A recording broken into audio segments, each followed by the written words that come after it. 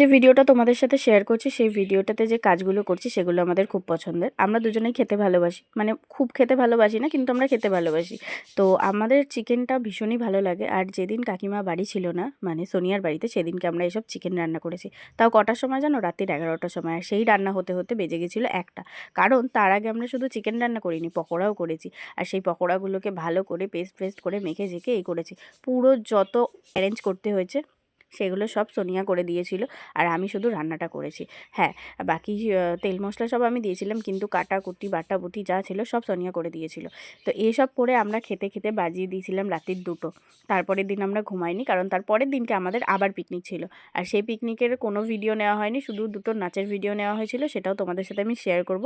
লাস্টে পকোড়াটা হয়ে যাওয়ার পরে আমরা কেউ ওয়েট করতে পারিনি, খেয়ে ফেলেছি। আর সেই পকোড়ার ভিডিও তোমাদেরকে আমি দেখাতে পারবো না। আর পাশে ফোনে কেউ ছিল, তাই কথা বলছিলাম।